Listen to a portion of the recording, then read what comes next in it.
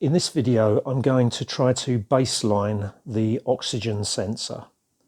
Now, on my car, because it's got this special exhaust and because it's had the ECU remapped, I only have one oxygen sensor, which is the one that would have been before the catalytic converter, but the catalytic converter in my car is right at the back of the car anyway. But it's the one oxygen sensor we run in the 116 trophy cars. So it's a narrow band, at least that's what I'm expecting. I hope I'm right. It's a narrow band oxygen sensor, so we should be seeing voltages between, I don't know, 100 millivolts and almost 1 volt. That's what I'm expecting, but we'll see how we go.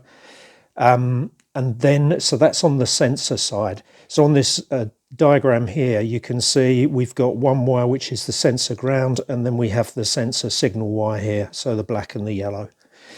On the other side, we've got a heater. So my understanding is a narrowband oxygen sensor has to get up to a certain temperature, and so it has a heater. Obviously, as the exhaust gets hot, I believe the heater function gradually diminishes, and I think it's done on a duty cycle square wave, but we'll see what happens when we probe it. Now, in this case, it's got a red and white, a red with a white stripe through it, wire going straight into the oxygen sensor. That comes from elsewhere in the diagram, in the circuitry. These three wires, that's the signal wire, the sensor ground, and the heater ground, all come from the DME. So this down here is the DME. And the reason the heater ground goes into the DME is I believe this is how the duty cycle thing's going to work. So just to explain duty cycle very as simply as, well, as if I'm an expert, so as I understand it, basically it means applying 12 volts across the heater, but then switching it off, then switching it back on, switching it off, switching it back on. And the proportion of the time between the on time and the off time is giving you the duty cycle value, and that is how you vary the heater, the heating effect.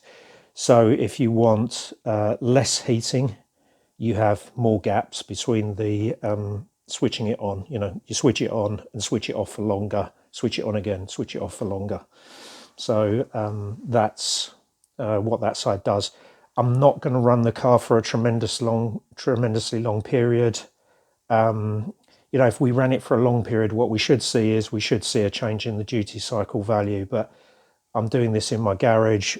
I don't want to gas myself in here, so I'm going to just do a brief test. Okay, let me show you how I've connected this in to the car. I'm using a dual trace, well, it's a 4-channel scope actually, but I'm using 2 channels. One of them, the yellow channel, will show the signal coming out of the sensor, and so that's what we should see cycle up and down.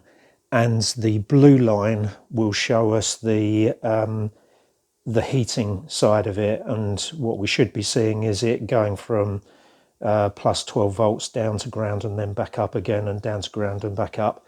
It might not be a full 12 volts actually, might not be a full 12 volts swing, but it will be pretty close.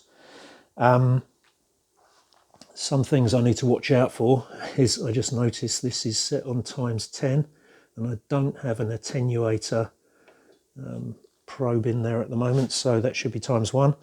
Okay, so that's how we're going to do the measurements. Now let's look at how we actually connect into the wiring. So rather fortuitously, the wiring for this particular oxygen sensor is right at the end of the module 2 connector, because these connectors have a shroud on them, and it's really difficult for you to back probe some of the connections further in, you know, deeper into the behind the shroud. But we've got quite lucky here in that I can get directly onto these. Other ways you could attempt this, because obviously you might want to check the post-catalytic converter sensor as well, which I think is the same sort, but it must be rated differently because it's a different part number. So it's slightly different, but I would imagine it's going to work in much the same way. So if you wanted to probe that, and I think the wiring for that is deeper into here, you might want to use the type of probe where you pierce the wire. It's got a very tiny, sharp stainless steel point that goes through the insulation and touches on the wire. I've tried using those once or twice. If I can avoid it, I don't like doing it. But what I have done is I've bought myself some liquid tape. And if I did make any tiny little holes in this, I'd put a dab of liquid tape on it. Being in this box, this water box, and on these BMWs, it's pretty protected from the elements, and you can see the wiring in here looks as fresh as it did the day it came out of the factory. It's all in pretty good nick. But even so, I think I'd prefer to seal it up. Okay, so I'm in the car, and we should be able to see what happens as I go through each phase of starting the car. So the first thing I'm going to do is activate the battery isolator so that I get power to the car. Okay, so we now have power to the car. Now I'm going to press in the ignition key. So that's the key in. Now I'm going to depress the clutch and press the start button.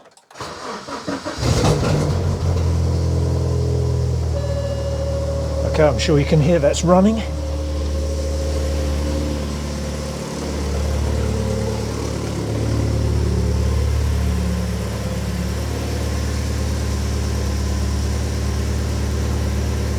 Okay, so the first thing we can see is the heater. You can see that it actually changed the duration of the heater, and that's working fine. Now the thing I want to do down the bottom here is my scale on here is a bit high, so let's just change that a bit. So that is that's now set to 500 millivolts. Yeah, I wish I'd have explained that before it happened. Okay, that's set to 500 millivolts per graduation. Now, what we're going to see is as it starts to heat up, I think it's in what's called open loop mode at the moment, which means that we're not getting a signal from the, oh there you go, we're not getting a signal from the actual sensor because it's not hot enough yet, and the car tries to run without using the sensor, and it's now gradually moving towards, I think it's going to gradually move towards a more normal mode. What I'm expecting to see is I'm expecting to see this swing up and down quite a lot as the car gets warmer. So what we've basically got here, we've got some noise spikes, but you can see that it's gradually moving to a point where it's just swinging up and down between just above 0 and just below 1 volt.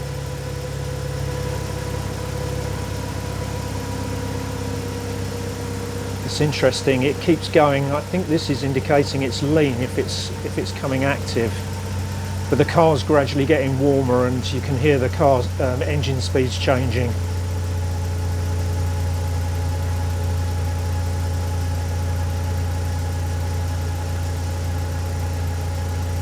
I wonder if I need to yeah, it's getting there, it's getting there.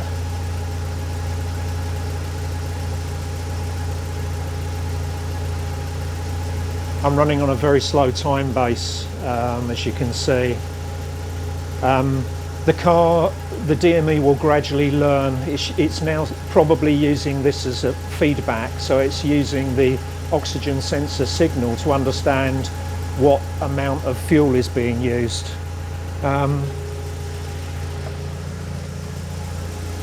Sorry, what I mean is whether it's running lean or rich. Let me see if I can do something quickly here.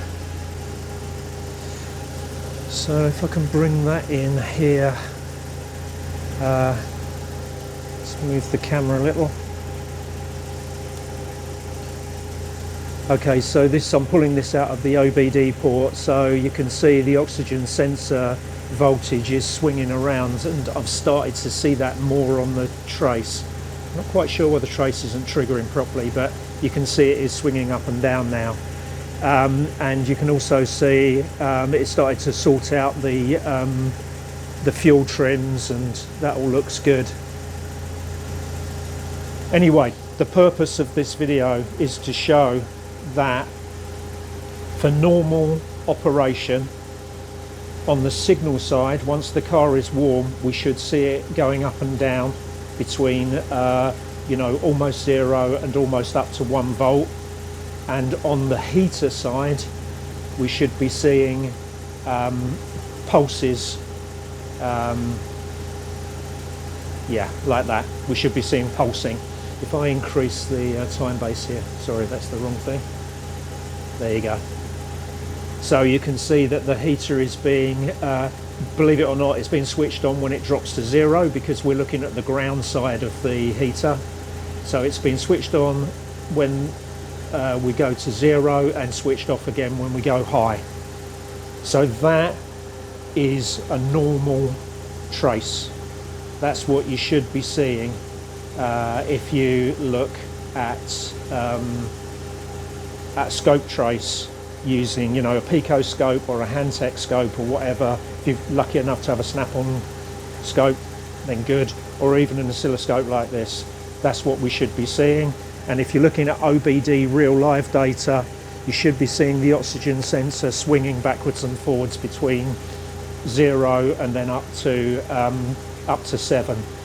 It's not, if you look on this sensor here, it's not particularly, it doesn't give you much of a clue as to the actual shape of the swing, because basically what's happening is the OBD scanner that I've got plugged in is polling for the value every so often, and it just depends when it polls for the value.